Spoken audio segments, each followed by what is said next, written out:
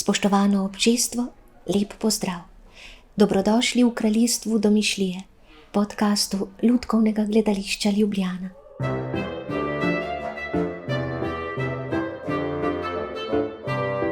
Spoštovano občestvo, iskreno dobrodošli. Matevž Miler v pregibu zemlje in vetra najgloblje diha na točkah preloma, v kriku in šepetu, v plesu lutke in valovanju baleta, ne nazadnje, tam, kjer se stikata tišina in glasba. Prav tam predmet izgnete v bitje in besedo v človečnost. Njegovi igralski gibi so vselej živo pričevanje. Matevž Miler, prisrčno dobrodošel. Živijo, hvala lepa za povabilo. Z največjim veseljem. Platonov, drama Antona Pavloviča Čehova, surovejše velikanovo delo, ki ga je bojda spisal še v času, ko je bil študent medicine, te je srečala v precej začetnih kadrih igralske poti, ko si v vlogi Osipa razgaljal tartifovstvo buržoazije, bil si neposreden, zemeljski, kakšen še, Matevž? Ja, se strinjam. Predvsem je bilo surov lik, tako rekoč ubijalec, morilec, in je bilo super. Za eno od prvih vlog sem bil kar presenečen, da so mi jo zaupali v tistih letih, sploh glede na mojo nežno naravo, mirno naravo, ampak se mi zdi, da kar uživam v teh negativnih likih, ki lahko malo bolj z distanco gledaš sam nase, da ne gre toliko samo za tvoje čustva, tvoje občutke, ampak pač kako predstaviti nekoga, ki je morilec. Ne? In se lahko daš pol duška in je bilo, zdaj, ko gledam nazaj, prav fino. Prav spomnim se, ko sem bil v garderobi v drami in Osip je imel morilsko orožje, se pravi po slovensko, ne vem, če se spomnim imena, butterfly nož, ne vem, če se spomnim res slovenskega izraza, se pravi, to je nož, ki je zložen sam vase in v bistvu se lahko z njemu malo igraš. In jaz sem to se v garderobi drame s tem igral in raziskoval, kako to vse dela, in je bilo super. In je par takih gibov, ki jih prej nisem poznal in sem jih tam spoznal in jih tudi predstavil na odru in je bilo luštno. Sicer je bilo dosti kratka vloga, oziroma ampak predstava pa zelo dolgo, tako da je bilo pač razsekano in je bilo treba skozi biti prisoten in sploh doživeti ta duh, veliki duh, biti na odru drame je bilo krasen, čudovit, čist kar ena izpolnitev otroških sanj. Celo malo zunaj zemeljsko. Ja. Mislim, tam na odru, na največjem odru skoraj v Sloveniji te res prevzame, ko je vsi okoli tebe, so igralci, so v likih in je res luštno se pol igrati, ko si samo podajaš to žogico dialogov. No, kmalu potem te je vihar odnesel na dramski oder za mlade Lutkovnega gledališča Ljubljana. Tvoj tukajšnji krst je bil na svoj način pretresljiv. V dramatizirani resnični zgodbi Kamni sta z Jernejem Kuntnerjem zanetila divji ogenj. Posredi je zgodba o najstniški šali, ki se je tragično končala oziroma se usodno ponesrečila. Pripovedovana je bila dvotirno, z glasom najstnikov in detektivov. To je bilo pa, če zdaj gledam nazaj, ena res super vloga. Tudi res krasen sprejem v Lutkovno gledališče Ljubljana. Še posebej bi se zahvalil Jerneju, ki me je res lepo sprejel in smo bila res dober tim. In tudi res krasna predstava, čeprav bi lahko rekli, da je to samo neka novica iz časopisa, ker se je to zares zgodilo v Avstraliji. Ampak v samem procesu se je že meni spremenilo dojemanje našega gledališča. Ne? Tle v osnovi je naša ciljna publika, so otroci. In jaz sem se takrat ful spraševal, zakaj moramo mi zdaj otroke obremenjevati s smrtjo, z nekim zločinom, zakaj bi otroke izpostavljali takim težkim temam. In sem na koncu procesa res spoznal, da in glih to je treba. Pač mogoče nimajo vsi teh izkušenj, nekih nevarnih, nekih škodljivih, lahko rečem, zločinskih, ampak treba jim je pokazati pač ta en korak naprej, kaj bi se lahko zgodilo, če bi se nekakšen otroček spomnil, da bi metal kamne dol iz mosta na avtocesto. In se mi zdi, da smo z Jernejem res eno krasno predstavo, zelo divjo, zelo hitro, zelo karizmatično vse skupaj je bilo in ta podajanje oziroma spreminjanje iz fanta v detektiva in detektiva v fanta je bilo res čudovit zaigrati, naporen, ampak čudovit. In pri tej predstavi smo imeli tudi en trenutek, ko se v bistvu predstava ustavlja in sva imela tako rekoč referendum z publiko. Se pravi, detektiva sta se med sabo pogovarjala, ali je to zdaj prav, da se otrokom sodi, ne, da bi otrok mogel iti v zapor zaradi tega, ker je bil, se pravi, ona dva sta bila v realnosti stara 13 pa 15, mogoče še malo manj. Najina lika sta bila stara 13 pa 15, kar je v Sloveniji glih meja med kazensko odgovoren in kazensko neodgovoren. In se detektiva med sabo pogovarjata, ne, in en pač trdi, da to ni prav, da bi šel zdaj 13-letnik v zapor, drugi pravi, pa seveda je, se ga je ubil, oziroma ali ga je ubil s tem, ko je vrgel kamen, ali ni ubil, ali je bila namera. In v enem trenutku se pač ta predstava odpre na publiko in smo rekli, no kaj pa vi mislite, draga publika, dajte roke gor tisti, ki mislite, da je kriv. In pa dajte roke zdaj gor tisti, ki mislite, da ni kriv.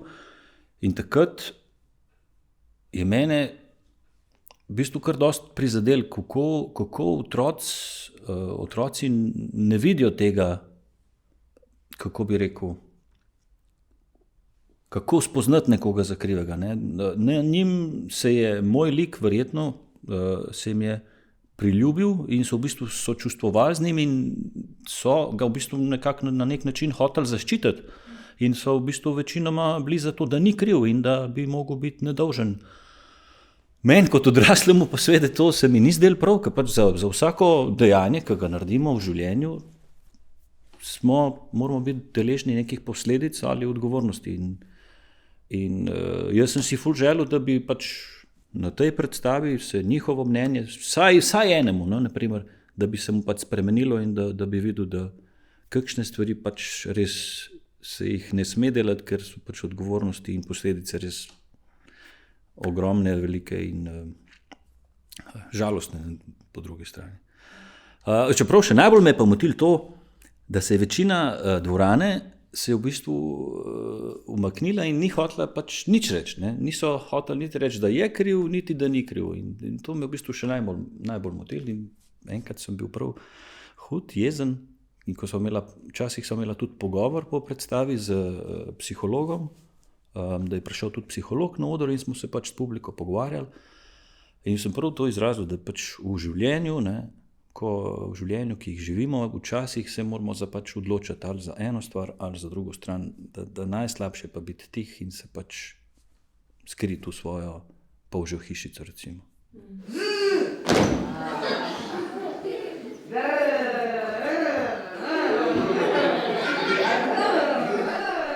Zdaj pa nekaj skakljajo v levo in desno, naprej, nazaj.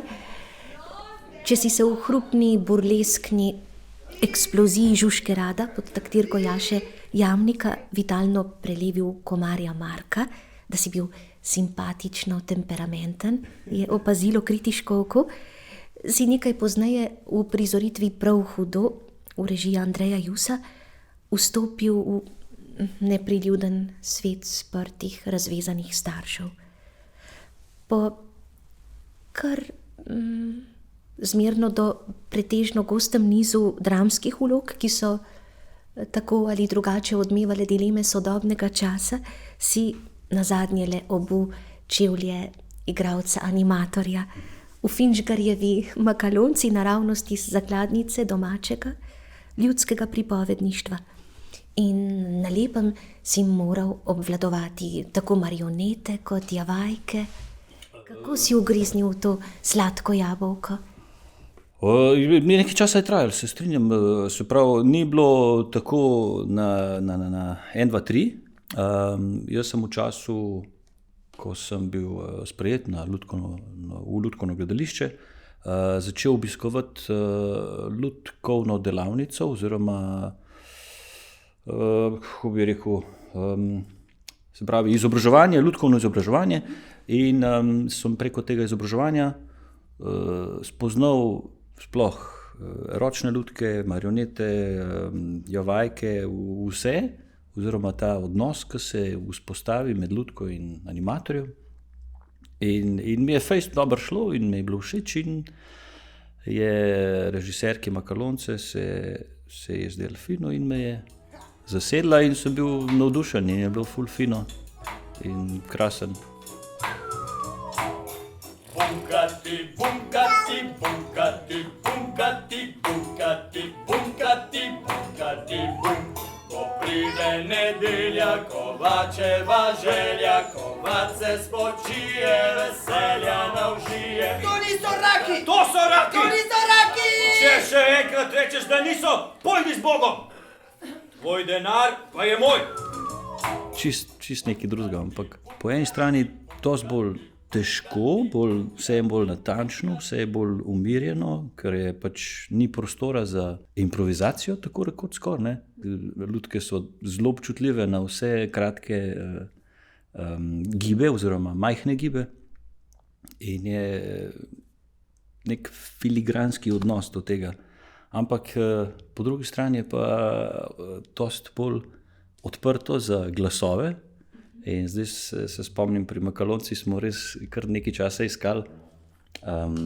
Jaz sem tam igral par različnih kraljev, ker glavni lik potuje in išče Makalonco in potuje od enega kralja do drugega, tretjega, in jaz sem bil vse te kralje sem animiral jaz. In meni je bilo pa zelo všeč, da je vsak čist drugačen in enega smo res iskali čist do premiere, ampak je bilo pol super in je bila režiserka zelo zadovoljna. Čudovit, tak res čudovit uvod v lutkarstvo. Vojsko mi je napovedal sosed, ki mi hoče vzeti najlepše njive in travnike. Ali si upaš vojskovati se z njim? Prav rad! Le iskrega konja in orožje potrebujem. Dajte mu sivega žrebca in meč! Kako izrazit subjekt, ne objekt pa je zate lutka? Zdaj, po nekaj desetletjih izkušenj, mi je zelo všeč. Zelo veliko prenese, zelo je dobrodošla za glasovne interpretacije in pa ta čarobnost, ki se zgodi, ko se ti pojaviš z lutko na odru in publika kar utihne in naenkrat je njihov fokus samo na enem kosu blaga, če se tehnično izrazim.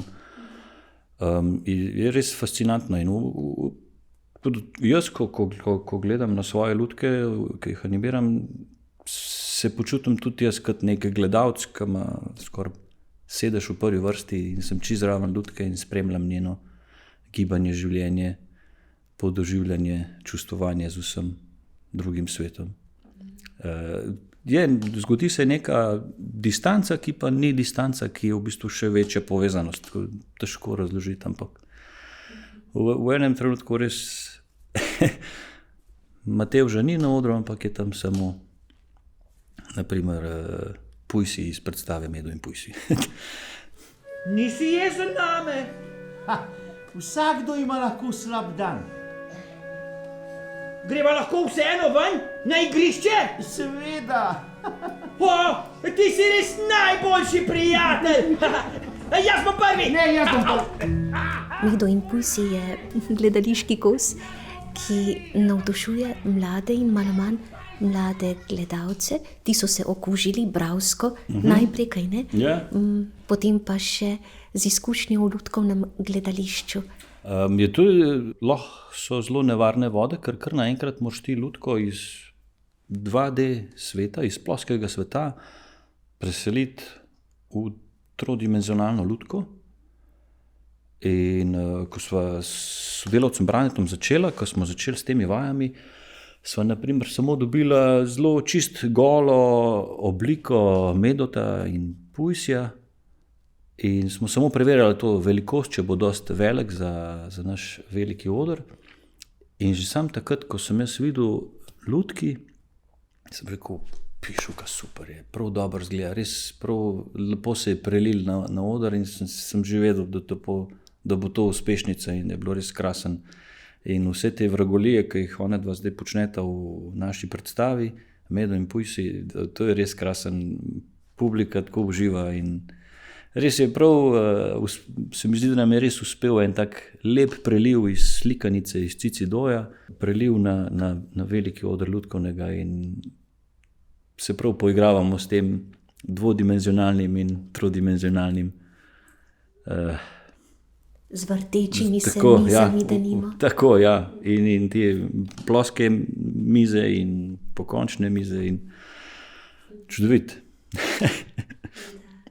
Je pa tudi, naprimer, zanimiva zgodba, se pravi, Medo in Pujsi iz Cicidoja, to so bile tudi zgodbice, ki sem jih jaz bral svojih hčerki, mladi, in že, ko sem njej bral, sem že ustvarjal govore oziroma glasove likov, ne, in Medota in Pujsja, in ko sem zvedel, da bomo delali to predstavo in da sem jaz zaseden in da bom Pujs rekel, super, jaz imam glas že narejen, ker moja hčerka je v bistvu zelo lepa in ne trener, ampak sodnik, ne, kaj je v redu in kaj ne, oziroma čemu verjame in čemu ne.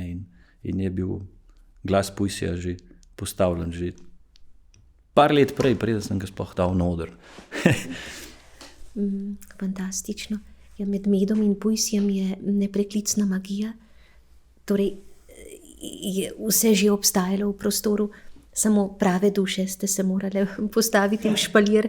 Še en zaklad te je srečal. Jaz sem ravnatelj tega gledališča in kakor tak sem najprej vas pozdravil. Sovji grad, kopije lutk mojstra Klemenčiča iz Kavca lepote, kot ga je točno opisal Matjaž Loboda, predvsem pa očeta slovenskega lutkovnega gledališča, so uprizorile dejanje iluzionističnega marionetnega gledališča. Bi dejal, da si vstopil v široširen prostor čiste romantike. Zaupaj mi več.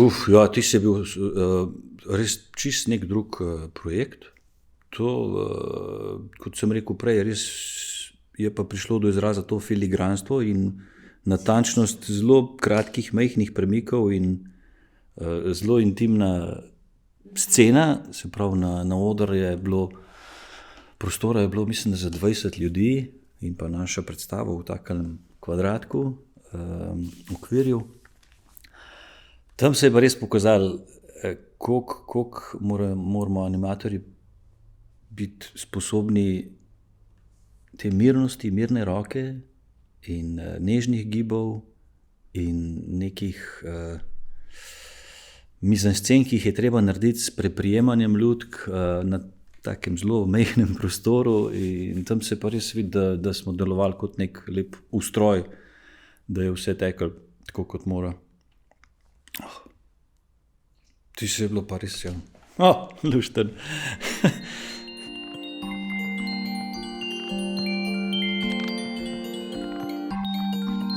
In potem še ena levitev, če smem tako reči. V predstavi Ljubljana ste s prostorsko animacijo rekonstruirali belo Ljubljano nekoč. Te vprašam, kje so bili tvoji oprimki sredi litografij, fotografij, filmov, slik, lutk? Povejva, režiser Uroš Trefalt je usmeril predstavo, ki se je poslužila tiste čase povsem sveže, sodobne tehnologije, imenovane mapping.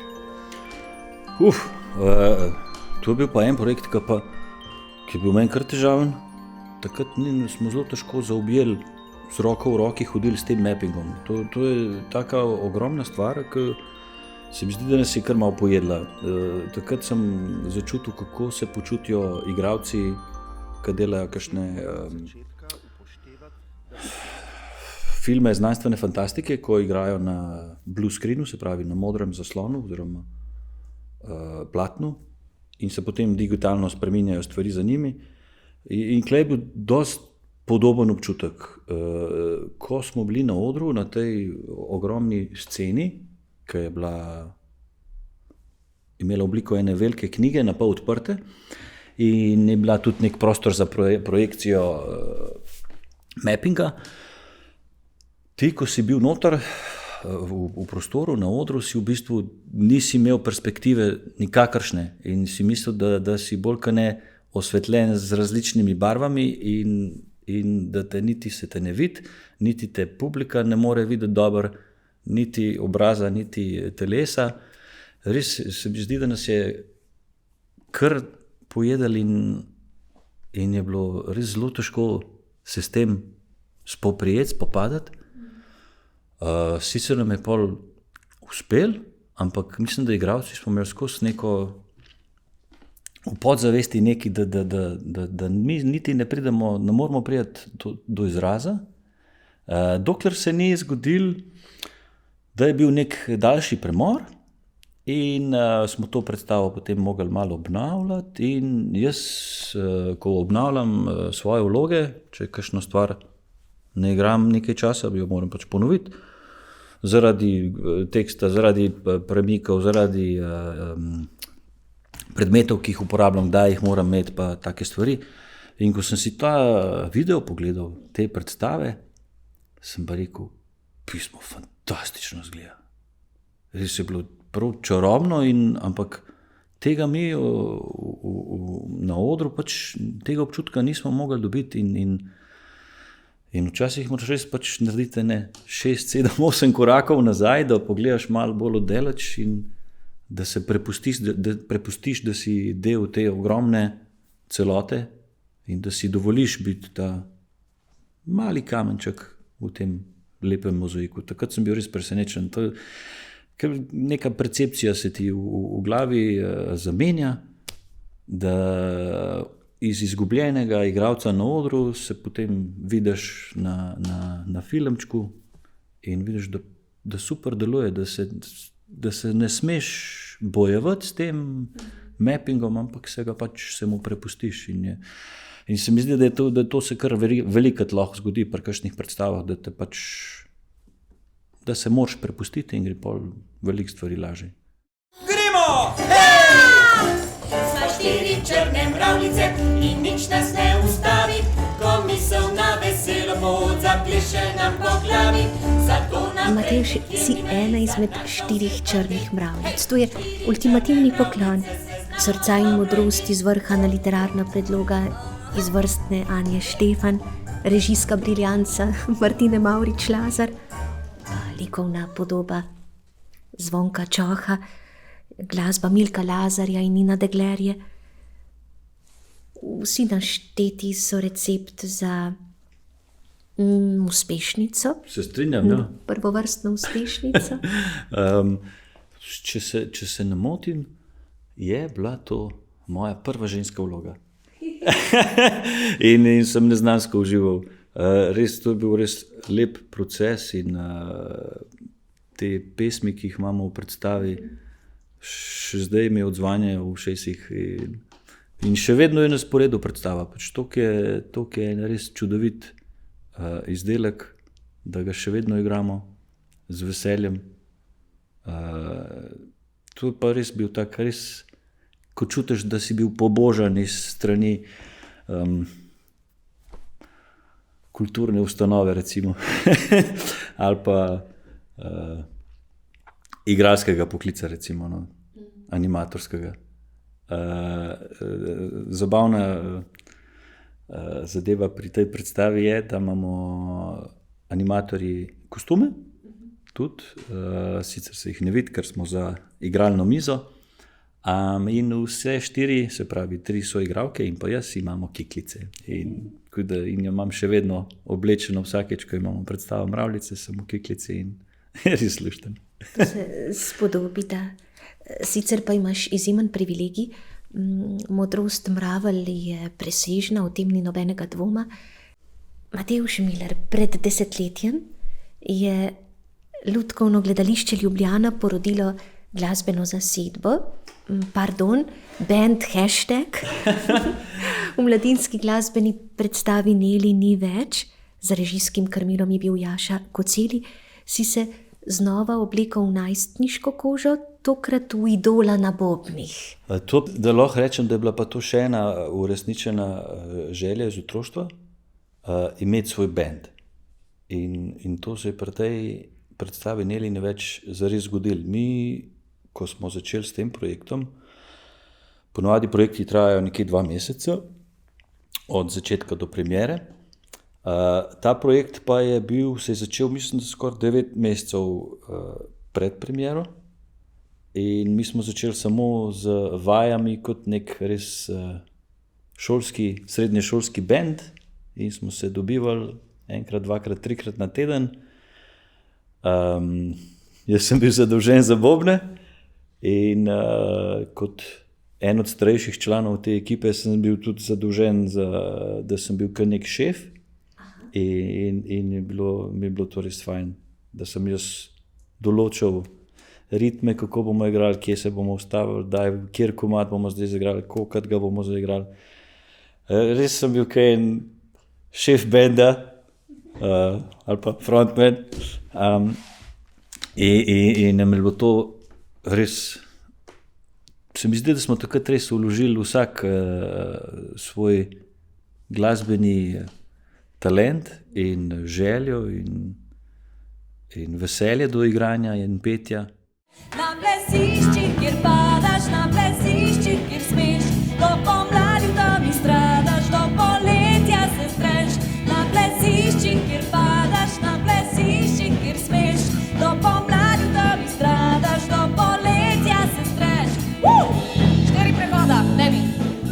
In pol, ko smo začeli s dramskim delom, se pravi, s tekstom in o tem, se je to zelo lepo skupaj zdelo. Zgodba govori o minljivosti, o terminalni bolezni in zelo težka zgodba in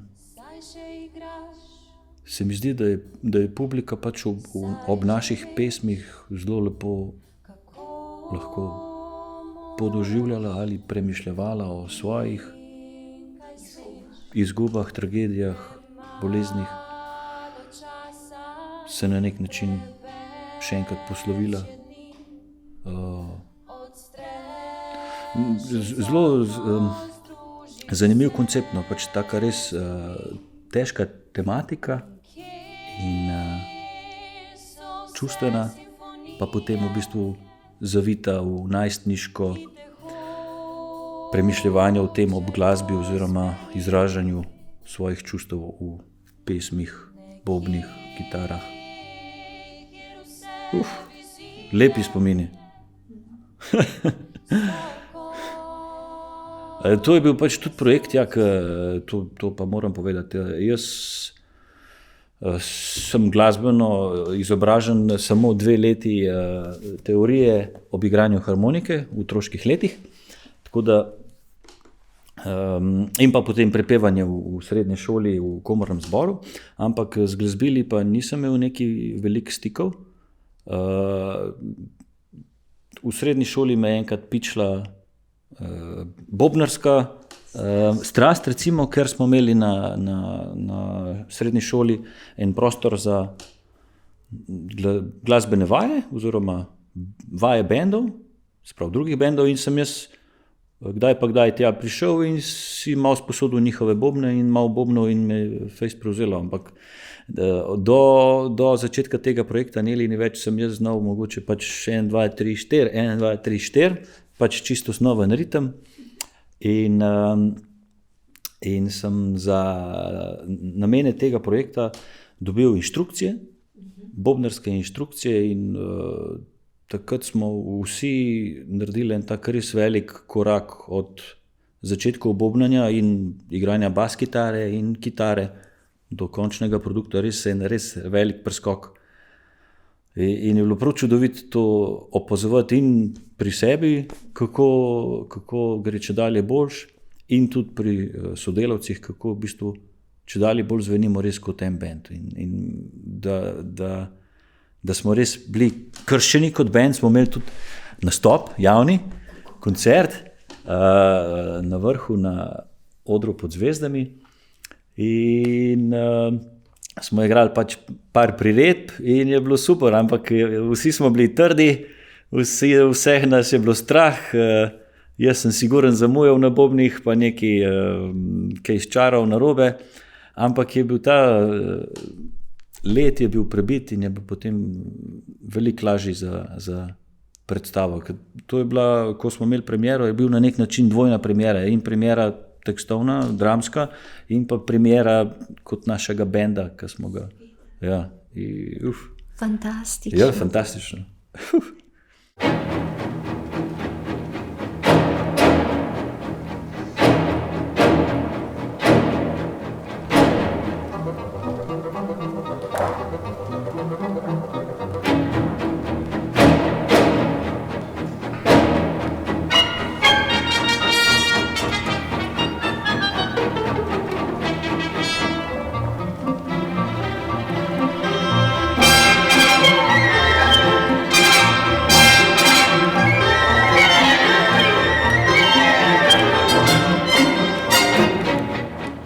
In tu je veledejanje, posvetitev pomladi, štafetno palico v rokah režiserja, koreografa, plesalca Matjaža Fariča. Mojega sošolca iz akademije. S tkivom se je Matjaž takrat srečeval že v 4., to vem. Matevž, v posvetitvi se tvoja zbranost utelesi v 3 oblikah.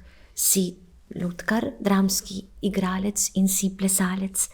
Koliko vprašanj se odpre že samo na tej ravnini, ob mitičnem jedru, ki ga nosi posvetitev pomladi, se zavemo nepreklicne napetosti med posameznikom in družbo, med menoj in tistim svetom zunaj, drugim, če bi hoteli. To pa bil en projekt, ki je bil pa zelo fizično naporen. Ampak se mi zdi, da je vsem fantom, sodelavcem to zelo pasalo. Res smo se povezali bolj v moškem smislu, ker smo bili, po domače rečeno, sami deci na kupu, in je bilo veliko moške energije, moških hormonov. In to je bilo res, jaz se strinjam, en presežek v teatralnem smislu, taka res fantastična predstava, oziroma da sem bil sploh del tega procesa in tega raztrganja lutke. Na koncu predstave smo imeli narejen tako, da smo lutko, ki so cel čas med predstavo bile animirane, smo eno lutko v bistvu razstavili oziroma razčetverili roke in noge stran in glavo stran, in je bil tak dost nasilen prizor. In v takih trenutkih se res zaveš, kako je odnos med animatorjem in lutko zelo trhal, oziroma da pač v enih trenutkih je res ta lutka ni več animirana oseba, animiran kos blaga, ampak je res samo tehnični kos lesa, blaga, in kako lahko v trenutku spremenimo odnos do ene take čudovite, lepe stvarce. Ki celo ni stvar. Ja, ki ni stvar. In to je bilo tudi zanimivo poslušati komentarje gledalcev. Ena gospa znanka mi je rekla, da to je bila pa strašna predstava, da je malo žal, da je prišla gledati, ampak Ampak iz moje perspektive je bil pa res en tak krasen dragulj teatralnosti in koreografije in plesa. In res smo si dali duška in plesnega in animatorskega in duška nad lutkami, da smo lahko oziroma bili zadolženi, da z njimi ravnamo tako grobo, kot se včasih znajdemo sami v življenju, ki Kot ni... svet ravna z nami, Tako, ali ja, kot kot ravnamo drug z drugim. Tako, ja. nenazadnje. Da.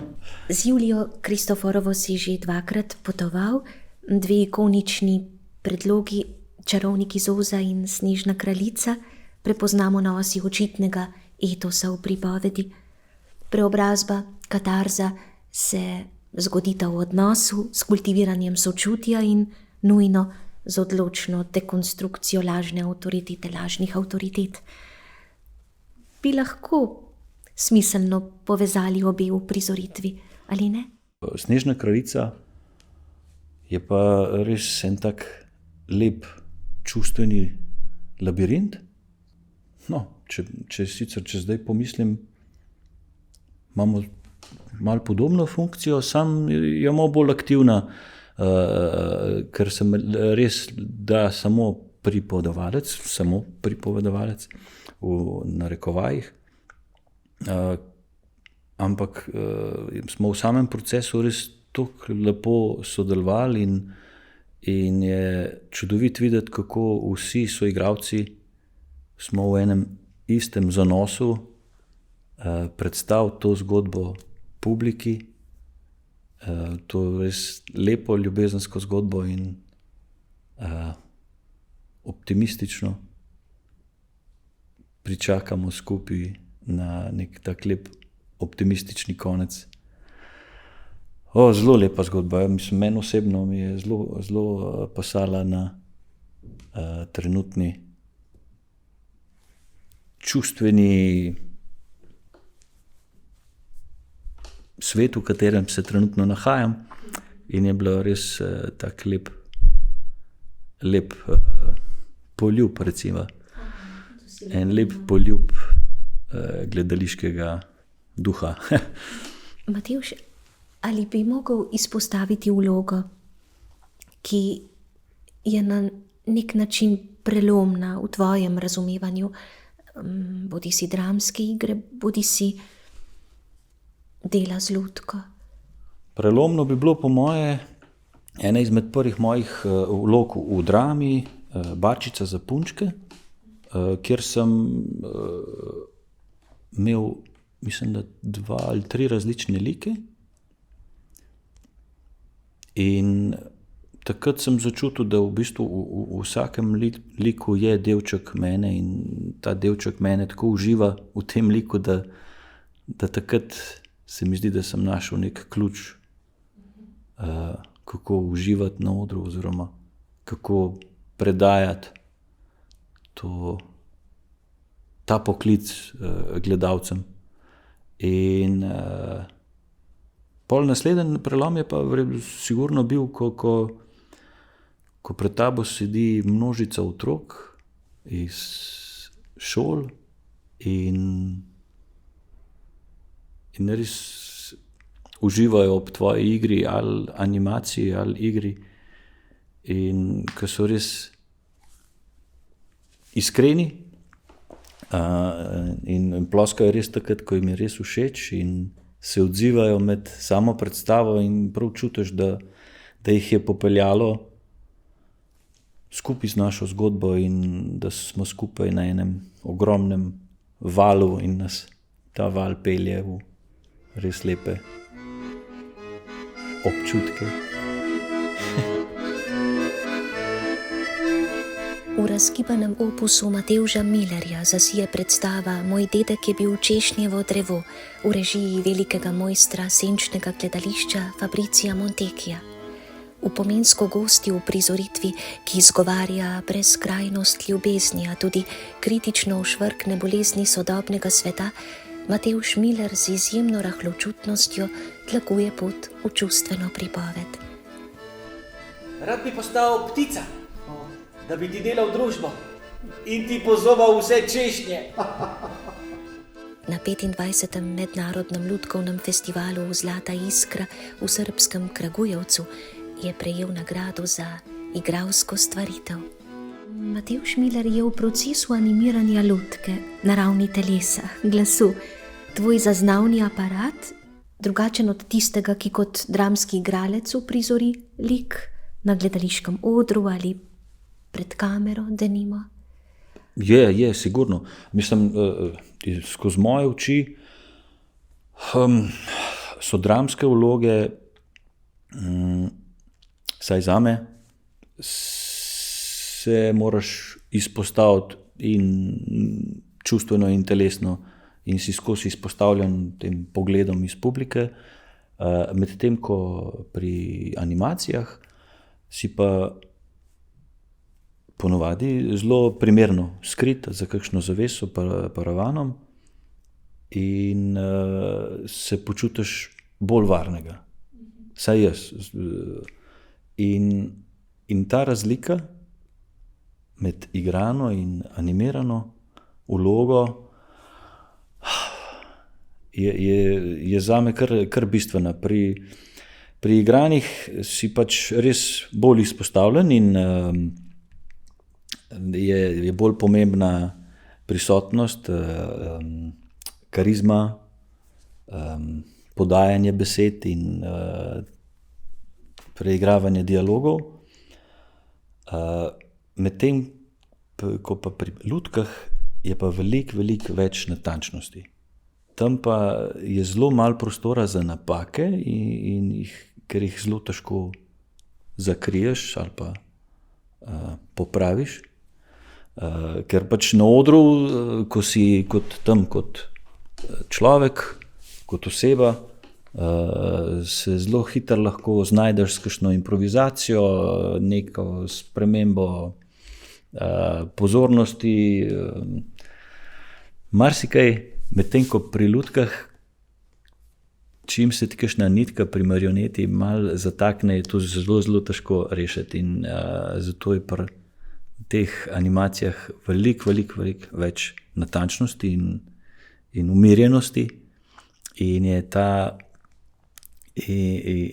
ta odnos, ki se takrat zgodi med mano, animatorjem in lutko, je zame veliko bolj krasen.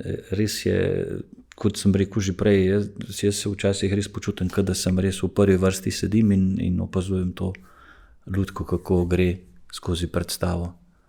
Pa tudi dosti velik večji prostor je za glasovne interpretacije in kakšni glasovi so lahko res zelo karikirani, pa vseeno lutka to prenese in zelo paše in še bolj zaživi lutka na odru, da bi s takim karikiranim glasom nastopal v kakšni vlogi, bi bilo zelo čuden. Vidiš, razmišljam o tej silni pozornosti, v natančnosti, v zbranosti, se res odpira prav poseben prostor bližine. Zato nič čudnega, če vzljubiš lutke do obisti. Ja, Matevž, hvala ti. Privoščim ti, da bi se še ničkolikokrat vrgal v prepad, kot si prej rekel, v prepad ustvarjalne potence. To je vsakokrat znova zanesljivo veliko dejanje poguma. Hvala ti za tvojo tankočutnost in za smeh. Smej se, Matevž, iz srca. Super, hvala lepa. Želim vsem poslušalcem enako, naj se smejejo skupaj z mano. Naj se smejejo, seveda tudi na lasten račun ali predvsem na lasten račun, ker Bog ne daj, da se jemljemo preresno. Prej si tako tehtno omenil, pravzaprav sem v tvojem odnosu prepoznala zdravo ponižnost, ki ni tako pogosta, tudi na polju umetniškega poklica ne hitro te zapelje mitomanstvo. Kako odvečno. Ja, se strinjam. Nek drugačen odnos se mi zdi, da imam nasploh do igre in animiranja. Velikokrat se zgodi, da so igralci zelo egocentrični, recimo, usmerjeni sam vase in je to zelo pomembno doskrat pri kakšnih predstavah, ampak na tem svetu, na katerem živimo, se mi zdi, da nam vsem primanjkuje nežnosti in prijaznosti in saj upam, da bo ta nežnost, prijaznost, ki jo izžarevam velikokrat, da se bo dotaknila čim več ljudi in da bo ta svet tudi zaradi mene malenkost lepši. Da, je že svetlejši. Hvala, Matevž. Z veseljem. Hvala za vašo pozornost, spoštovano občestvo, pa kmalu spet. Bodite nezaslišano lepo. Srečno.